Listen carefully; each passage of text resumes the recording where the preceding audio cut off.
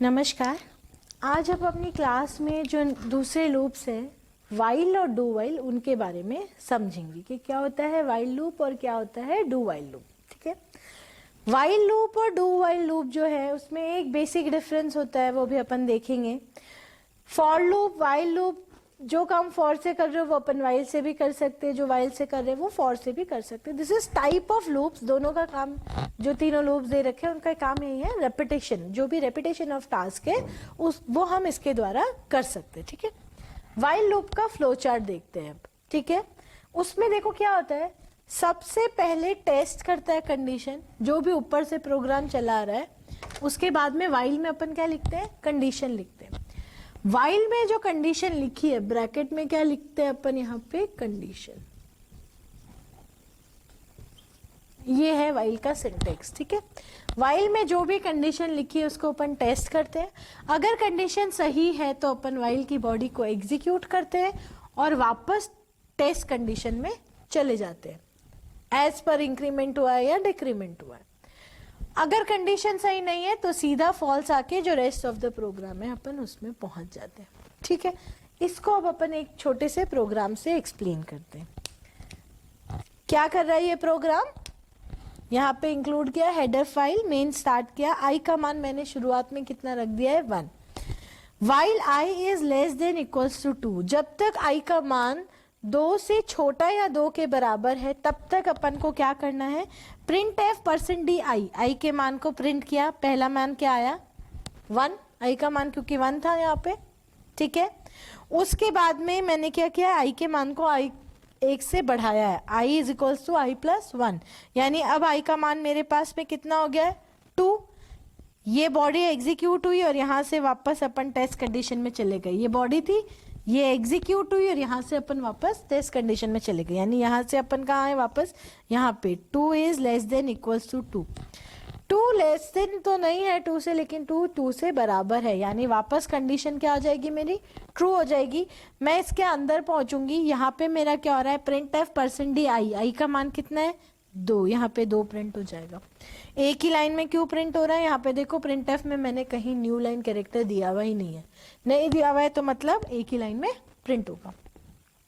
आई के मान को 1 से बढ़ाएंगे, आई का मान कितना हो जाएगा 3 करके अपन वापस कंडीशन चेक करने जाएंगे। कंडीशन क्या है, 3 is less than equals to 2। गलत हो गया, गलत होते ही अपन क्या करेंगे, इससे बाहर निकल जाएंगे। इससे बाहर तो कोई स्टेटमेंट है ही नहीं, अपन सीधा मेन से बाहर निकलेंगे, तो यानी ये अपना क्या हो जाएगा, इस प्रोग्राम का आउटपुट हो जाएगा। ठीक है, तो अब देखो जैसे फॉर लूप था ना, सब कुछ ऑलमोस्ट वही चीजें हो रही है यहाँ पे। सबसे पहले इनिशियलाइज किया मैंने, इनिशियलाइज करके अंदर घुस गई तो वापस कभी इनिशियलाइज नहीं होगा। ठीक है, फिर कंडीशन चेक करके अपन एग्जीक्यूट करते हैं। अब फॉर लूप के अंदर ही क्या लिखा रहता है, इंक्रीमेंट या डिक्रीमेंट लिखा रहता है, पर यहाँ पे तो इंक्रीमेंट डिक्रीमेंट लिखा नहीं है, तो अपन इसको करना पड़ता है। तो अपन ने आई को आई से 1 बढ़ाया है इस बॉडी के अंदर ही, और फिर यहाँ आएगा और वापस कंडीशन टेस्ट करेगा, तो it will execute as similar to for loop. ठीक है, बस लिखने का जो स्टाइल है वो चेंज हुआ है अपने पास। ये तो हो गया अपना वाइल लूप। अब एक इसी के सिमिलर एक और लूप अवेलेबल है सी में, that is called do while loop. ठीक है, इसका सिंटेक्स ये है, डू लिखते हैं, ब्रेसेस स्टार्ट करते हैं, जो भी स्टेटमेंट लिखने हैं लिखते हैं, वाइल के अंदर कंडीशन और यहाँ पे semicolon. This is the syntax of do while loop. So अब देखो इस वाले फ्लो चार्ट और इस वाले फ्लो चार्ट में आपको कोई अंतर नजर आया? इसमें पहले टेस्ट हुआ और फिर हम लूप की बॉडी में गए। ठीक है, लेकिन इसमें क्या होता है, पहले बॉडी के अंदर गए, बॉडी में जो भी लिखा था स्टेटमेंट वो एग्जीक्यूट हुआ, और उसके बाद जब अपन बाहर निकल रहे थे लूप से, उस वक्त अपन ने कंडीशन टेस्ट की। लिखने के स्टाइल में भी आपको समझ आ रहा होगा। देखो डू किया अपन ने, बॉडी का स्टेटमेंट आए, और फिर यहाँ जब ये लूप खत्म हो रहा था तब अपन ने कंडीशन टेस्ट की। जबकि वाइल में क्या कर रहे थे अपन, पहले कंडीशन टेस्ट कर रहे थे और फिर इसके अंदर अपन जा रहे थे। ये एक छोटा सा डिफरेंस है वाइल और डू वाइल के अंदर, बाकी सारी चीजें सिमिलर है। अब इस डिफरेंस से क्या होता है, इस डिफरेंस से ये होता है, मैं अगर यहाँ पे लिख देती हूँ i इज लेस देन 2 और यहाँ पे मैं करती हूँ i का मान 3, मान लीजिए, ठीक है, i का मान 3 है, मैंने इसको डू वाइल लूप के अंदर पे लिखा।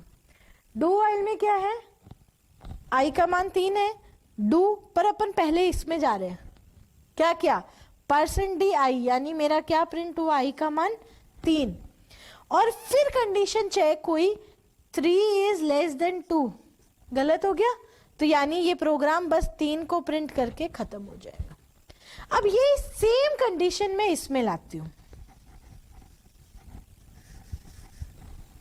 i का मान कितना किया मैंने यहाँ पे 3, ठीक है, while i is less than equals to 2, less than ही, यहाँ पे जो वहां काम किया मैंने वहां वही काम मैंने यहाँ पे किया एग्जैक्ट। i का मान क्या 2 से छोटा है, 3 इज लेस देन 2 आया, इसका मतलब नहीं है, नहीं है ना, तो ये चीज एग्जीक्यूट ही नहीं करेगी और अपना प्रोग्राम बिना कुछ प्रिंट किए कुछ भी ब्लैंक प्रिंट करके बाहर आ जाएगा। तो अब दोनों में अंतर क्या हुआ, यदि कंडीशन फॉल्स भी हो तो भी डू वाइल लूप एक बार एग्जीक्यूट करता है। इसमें कंडीशन फॉल्स थी लेकिन कंडीशन चेक का हो रही है, ये स्टेटमेंट प्रिंट करने के बाद चेक हो रही है, यानी डू वाइल लूप में यदि कंडीशन फॉल्स भी हो तो वो एक बार बॉडी में जो लिखा है उसको प्रिंट करेगा, उसको एग्जीक्यूट करेगा। वाइल लूप में अगर कंडीशन फॉल्स है तो वो कभी उसको एग्जीक्यूट, वाइल लूप की बॉडी को एग्जीक्यूट नहीं करेगा। तो this is the difference between while and do while, ठीक है, otherwise they both work as similar, दोनों एक जैसा काम करते हैं। सो आई होप अब आपको लूप्स और नेस्टेड लूप्स, जिस तरह से हम फॉर को नेस्टेड कर सकते हैं उसी तरह से हम वाइल को भी नेस्टेड कर सकते हैं और डू वाइल को भी नेस्टेड कर सकते हैं, ठीक है, थैंक यू। ये अपनी 3rd यूनिट खत्म, ठीक है, अब 4th यूनिट कितने बजे है ना,